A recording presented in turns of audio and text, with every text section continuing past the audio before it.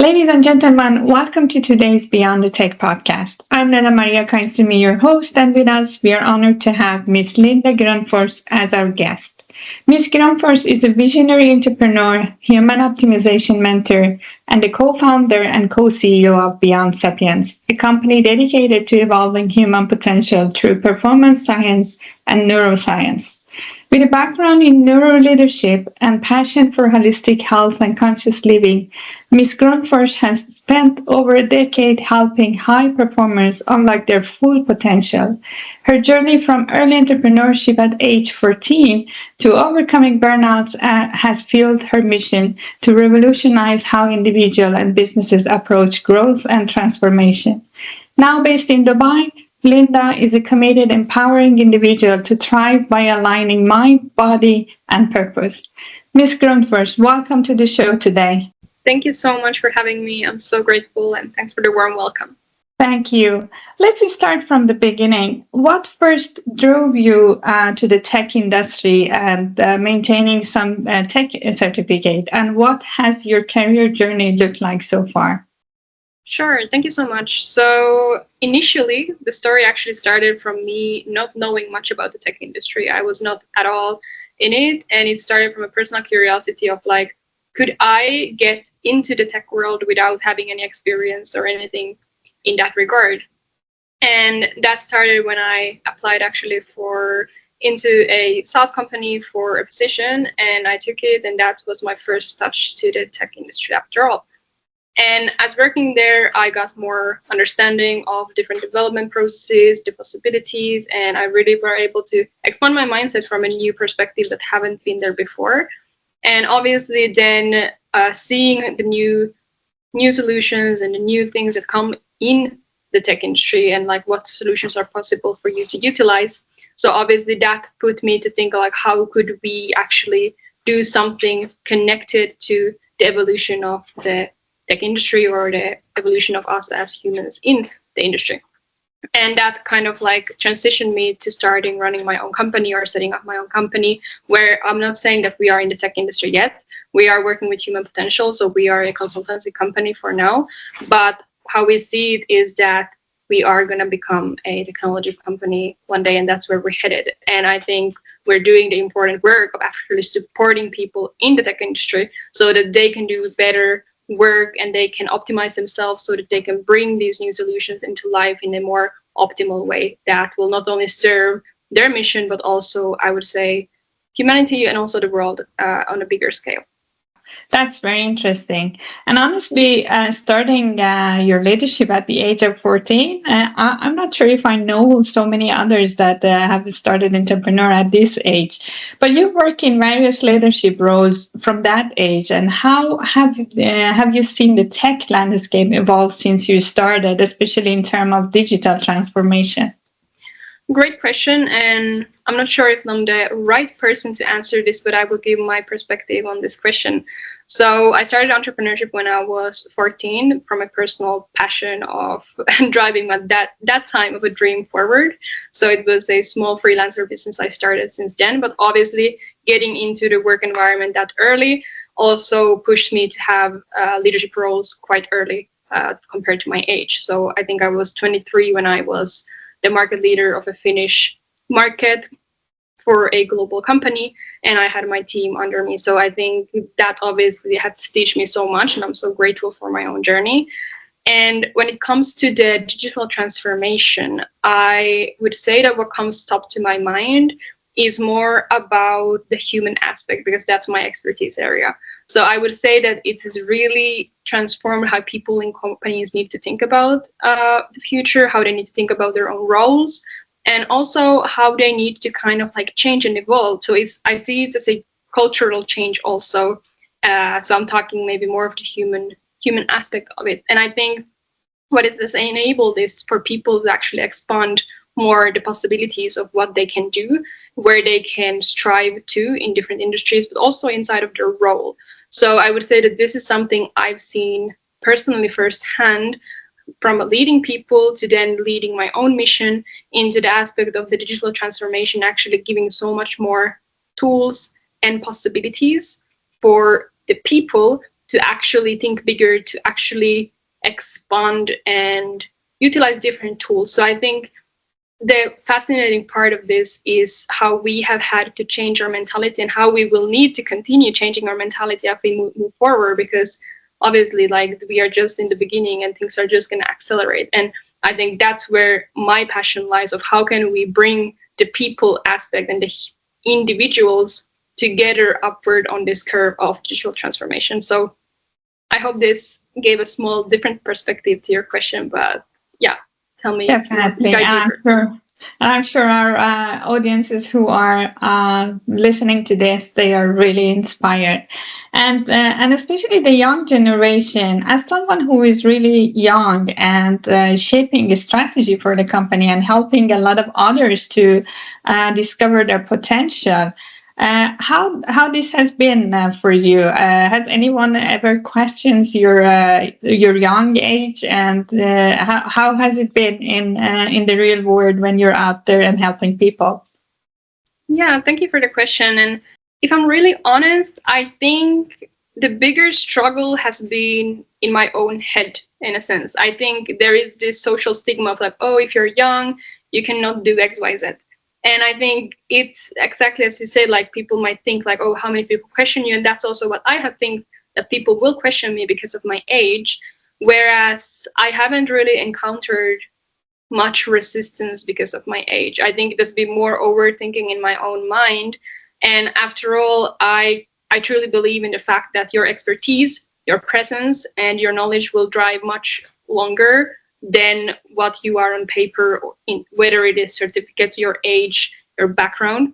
So I think I have just lean into that more and really build that self-confidence of not seeing it as a limiting factor for myself. And that has been the reflection also from the outside. But obviously, I think there's always situations where if you are not competing, but if you are negotiating with people who are in a stronger position, so obviously age might come up as, okay, you have less experience. So I think I have had to learn ways to negotiate through my actual kind of strength side. So really, okay, I cannot compete with experience. I need to compete with something else. And my experience, even though it would be shorter, it can be more unique or specific. So I had to kind of skillfully find what makes me unique. And this is also at the core, actually, of what we're doing at Beyond Sapiens, because it's really in every area we believe that if you find your unique edge, you can really accelerate so much. And we all have that individual edge. So yeah, I think it was a catalyst for me to explore my edge more early on. That was very interesting, and I'm sure a lot of people will be inspired. I also started at the early age, so I exactly know what you mean. But you got a point. Unique edge is important to touch and even build upon that to make you even better. Well, coming back to the tech world, what excites you most about AI right now? Are there any specific technologies or use cases that you can hang out and it stands out for you? Yeah, that's a great question. And I think there's so much. I think it's a very exciting time that we're living. And particularly for me, I would say I'm very excited about what can be done, especially in the mental health industry with AI, for people to have more accessible tools to actually work with psychological issues. And I think that is something that I see as a very revolutionary part as well, because it's a known fact that different mental, not illnesses, I don't want to say, but like mental problems are like a huge blocker for many individuals. And we all have that from a psychological perspective. We all have blockers, we all have trauma, whether we are looking into it or not. And I think what AI can do for individuals to start becoming more self-reflective, I think that excites me a lot. And there is already quite great things. And I know that there is different things already used for people to explore more this field. So that 100%. And obviously what we're building or wanting to build ourselves excites me as well. So what is the possibilities for us to actually expand our consciousness, our intelligence with the use of AI? And maybe we will come back to that later, but I would say those are two topics that I would mention. And that is definitely greatly needed, especially when you read the statistic and news that after COVID, a lot of people are suffering from the mental health. So that's definitely a great opportunity there. How do you approach aligning AI initiatives with business goals and while still encouraging creativity and innovation in your company? So I would say, obviously, we're using ChatGPT, I would say daily. We even have it as our VP of sales and different ways. So I would say, before I even go into how we use it, I would say that the overall approach that I try to enhance or like bring forward, and I think everyone should maybe think about, is that how can we still maintain AI as a tool and not necessarily like a something we lean heavily on or something we actually like remembering our personal biases while using AI like ChatGPT. So I think that's the first part. But how we use it, I would say, to really bring more substance to our thinking processes. And maybe this is something many people do, especially when they're founders and you're stuck with your problems. So I would say learning different smart prompts so that you really can make the AI to challenge your own thinking. This is something we do so much, and I think that has given so many different results. And obviously, knowing more about the psychology, I can also feed the AI with how I want it to challenge me to think. So kind of utilizing AI as your personal coach, but while being in charge of that coach and what the coach says. So I think this is the balance. And obviously this has helped for us to create more targeted and more specific strategic goals, for example. And I think it has been able to kind of like be this funnel for us where our ideas are streamlined into the funnel and AI helps us to really extract the key pieces of it. So I think that's 100% the key thing. And obviously for creative like content creation or ideating of like different images. And I think this is actually for the previous question, I think it excites me a lot also what we can visually do with AI in terms of film, in terms of putting our imagination more into play and how we can get access to the human imagination through AI, which we might not have had that much possibilities before in that exact way. So I think that's one point. So for that, obviously, we're utilizing AI to, let's say, whatever presentations or messages we want to deliver, we try to really push us to also have the visual aspects with us. And that has been a big asset. So yeah, I would say these are at least two things. Absolutely. And you mentioned a very interesting topic because you said you're using prompt engineering until it narrowed down and then you make a selection that in another word, we're talking about responsible AI, we're talking about ethical AI. And how does that word resonate for you? And how do you think you can integrate any responsible AI, especially after AI Act in Europe? Thank you. I will be honest, I'm not that much into that conversation, but from my own point of view, I think, as I mentioned already, it's from a psychological standpoint, it is really easy to start leaning on AI or ChatGPT, or there's even like studies from Asia, for example, where people actually like they utilize AI for most of their daily decisions or to respond to people. And there is the gray line where it is that you are in control, and then there's the darker side where the AI starts to actually leaning on it, and this is where we start losing our own responsibility, our own self-trust in a sense, and we become dependent, and not dependent necessarily on a like physical way, but on a mental, emotional, psychological way.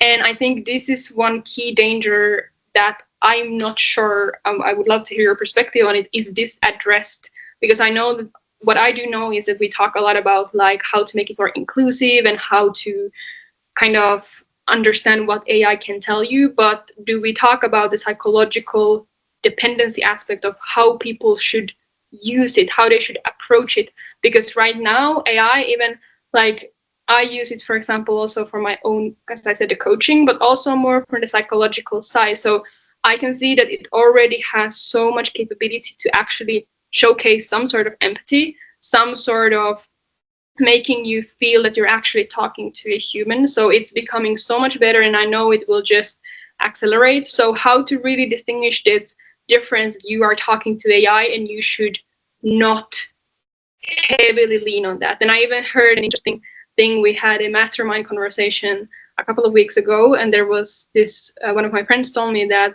he knows a person who actually has told that he doesn't want to brainstorm with his friends anymore because it doesn't give enough substance. AI has much more intelligence, it can challenge him more. So he has really like leaned even his social interactions towards discussing and brainstorming only with AI. And I think obviously there is interesting points to it, but I see also a huge danger when it comes to this. So I would say this psychological and the dependency point of how we work naturally, starting to lean onto something. If AI can start awakening these dopamine kicks, it can start awakening these certain reactions in our body. I think that is something we should really address to make it, I don't know if it's even ethical, but safe for humans. Thank you so much for sharing that. That's absolutely true. I'm sitting with the standards committee in Norway with AI, and I've been in over 100 hours discussion on what is really right and what is wrong. And sometimes it feels that you're swimming in a very big ocean that you don't know where you have to navigate. So there's always challenges when the human being is. But can you share some challenges that you faced when introducing AI-driven solutions, and how did you navigate it? Yeah, thank you. I would say I'm obviously also I'm guilty for this, what I just explained. So I think starting to question your own inner guidance and your own actual decision-making power. Let's say you're tired, you are fed up with a problem on your head, and then you try to seek these answers outside, which is natural. But then when the AI is the outside aspect that you're seeking that from, I think that's where it becomes dangerous, and it becomes like, okay, the challenge of like feeling that I don't find the clarity. And I think here, how to navigate this is more of like becoming more aware of it's kind of like whether you're a trader or whether you are whichever. So it all comes down to the psychology. Like a trader, for example, should never trade in the stock market or the crypto market if you are in an emotional state. So the same thing, you should maybe not use AI if you are in a certain emotional state. So I think this is something I've tried to think about, like what is my emotional state when I start a conversation with AI, for example, and what is it that I actually want out of it.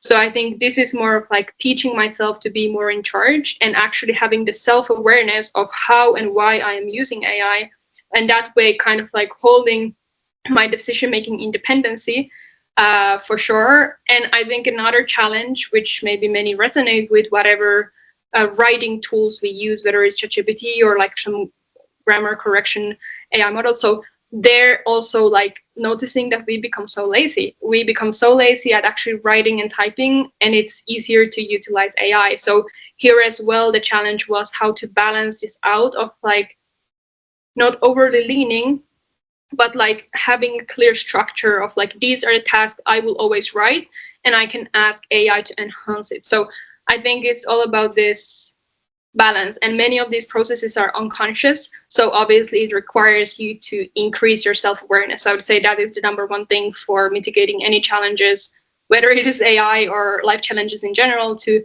becoming hyper aware of your behavior and what is it stemming from, in a sense. Thank you for sharing that insights. You're initially a coach, and I really enjoyed these small coaching statements that you shared on keeping the balance. I'm sure our listeners will also benefit that. What advice would you give to leaders trying to future-proof their businesses with AI while keeping the human elements intact? And if you're sitting with your clients, what kind of advice you give them generally on using technology? I think now more than ever, the importance of shared values, company culture, really comes to, it's an outstanding factor in my opinion. So becoming laser clear of what are the values that you're driving with your strategy, with your team, with your company, and kind of mirroring the utilization of AI to those values. And I think this is really at least in my opinion, such an important point where we can kind of cherish the human element, keeping it at the center part and having the bigger why and filling that strategy towards the bigger why with the help of AI. So I think as long as we have a clear end goal, a value-based end goal, whether it's with the company or with the people or the like community we want to have in our company, I think those are something that can help. And maybe from a more practical point of view, I would say communication. I would say really how I view the future of business as well, which is also part of my personal mission, is like I think we need to really revolutionize the way we are communicating with each other in the company, like really bringing that substance to the human interactions, and challenging each other to think differently, to think better, to really bring this innovative mindset into the leadership teams or into the whatever team there are. So, and obviously in my point of view, this comes very much down to the leaders. And I think leaders will need to have much different responsibilities or like challenges to mitigate in the future, where we will have more AI as part of our day-to-day work as our strategizing processes. So I would say those are the things I would recommend people and leaders to think about, like really think about. Absolutely, and thanks for sharing that. Very good advices. Well, last but not least, if you had all the resources, funding, and talents in the world at your fingerprints, what dreams project did you have to launch using AI? I love that question. I think, obviously, for me, it would be kind of connected to what I've been discussing. So it's really about how could we build a transformative AI-driven platform for individuals, whether they're leaders or just curious people, to really expand their consciousness, really expand their own potential. So kind of this personal agent that will work with you deeply. And obviously this, as you say, there will be huge resources going into it because we are such complex beings as humans. But I think digital type of a twin that helps you kind of strive to optimize yourself to the actual level that you're capable of reaching. So it would look like something like that, and we'll see how we will make that put into motion in the upcoming months or years. Thank you for sharing that. I'm sure a lot of both investors and technical people will listen to this podcast, and they may approach you for building upon your initial idea. Thank you so much. This has been a great and insightful conversation. I really enjoyed, and I hope our listeners did the same. Ladies and gentlemen, Miss Linda Grönfors. Thank you. Thank you so much. It was a pleasure to be here, and I really enjoyed our conversation too. Thank you.